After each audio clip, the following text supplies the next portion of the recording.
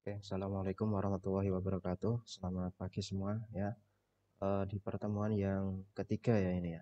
Oke, seperti yang sudah saya sampaikan di pertemuan yang sebelumnya, kali ini saya akan menjelaskan fitur-fitur atau tool panel yang ada di dalam Agenti Control Panel ya. Langsung saja kita buka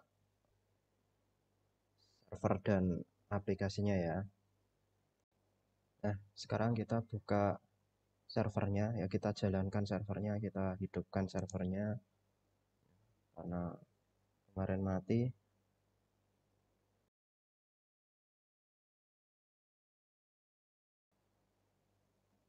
Nah, server sudah nyala, sekarang kita buka klien.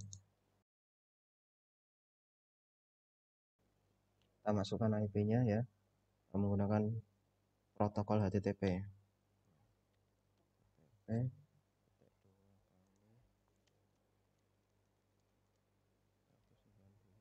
168.50.1. Portnya 8000 itu default dari Agenti ya, port default Agentinya. Nah, sekarang kita login ke akses root-nya server kita. Root server.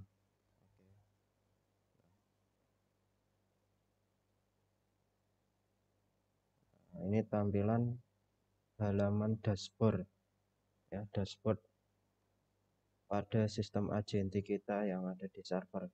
Untuk halaman dashboard sendiri itu di situ digunakan untuk menampilkan nama host server kita ya.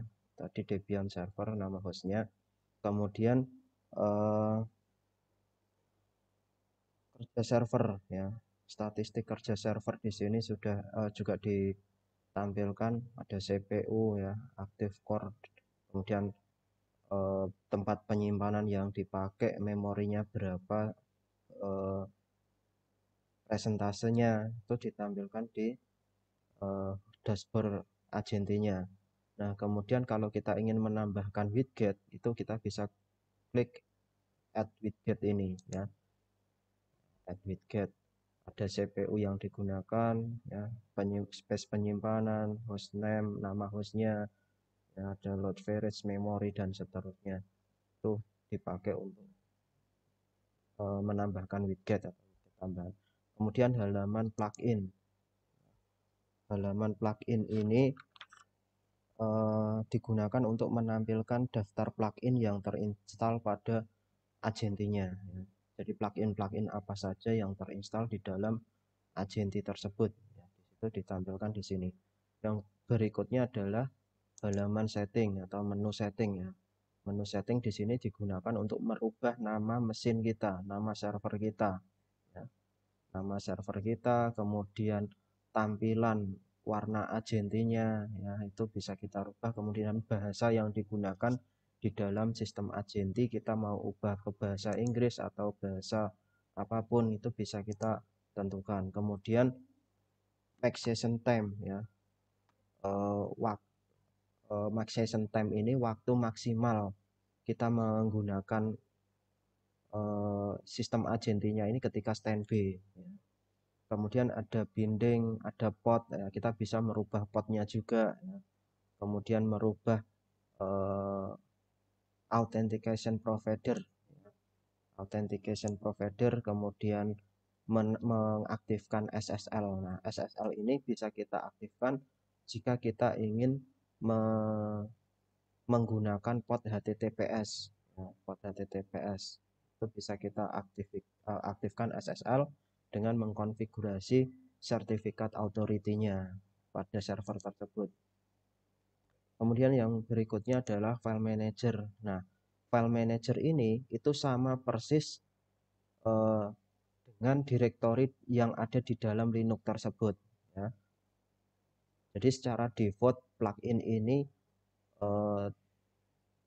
diinstal ya, terinstall di dalam Agenti ya. Itu menampilkan direktori-direktori yang ada di dalam sistem operasi server tersebut. Jadi semua direktori yang ada di dalam server tersebut akan ditampilkan di sini ya. kalau kita lihat di dalam servernya ya, coba lihat,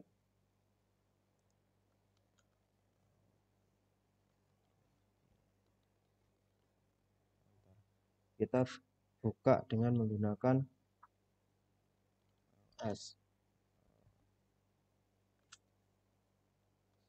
di S. Nah, ini direktori yang ditampilkan di dalam agenti tadi ya. Direktori yang ditampilkan di dalam agenti tadi ada bin, etc, home, boot, dev, ya, lib, ya, media, probe, var, user, dan seterusnya. Itu ditampilkan di dalam agentinya. Nah, ini diakses di klien. Kemudian notepad kalau kita ingin mengubah konfigurasi di dalam file ya.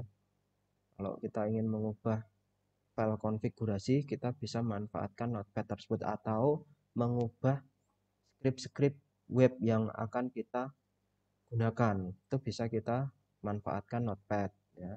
Kemudian terminal. Nah, terminal ini itu berfungsi untuk menuliskan perintah-perintah yang ada di dalam Debian server tersebut. Jadi kalau kita gunakan terminal ini sama halnya ketika kita meremote server tersebut menggunakan SSH ya.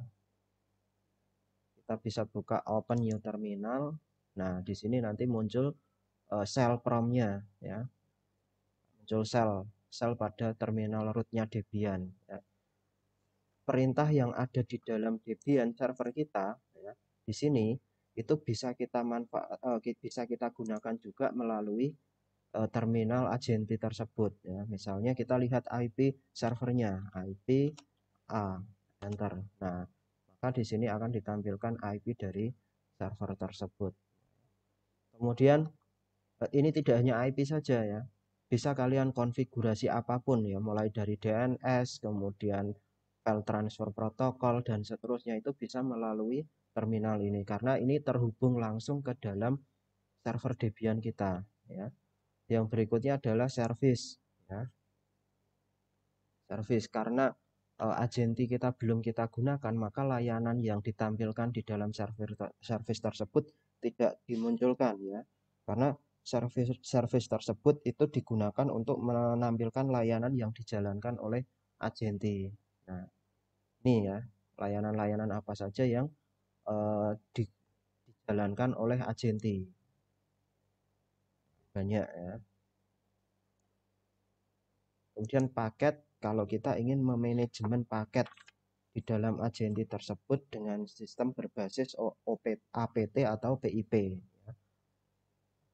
APT atau PIP. Kalau di Debian server itu kita kenal istilah dengan APT ya. Sistem APT ketika kita mau menginstalasi. Tetapi kalau di agentinya sendiri ya, agenti itu menggunakan sistem PIP ya. Oke.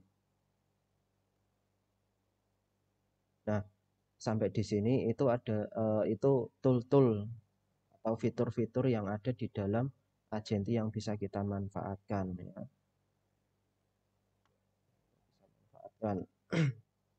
Nah, sudah sampai di sini, nanti silakan bisa di download slide-nya ya, slide-nya nanti dipelajari, ada tugas ya, nanti dikerjakan tugas tersebut ya. Dan terima kasih. Assalamualaikum warahmatullahi wabarakatuh.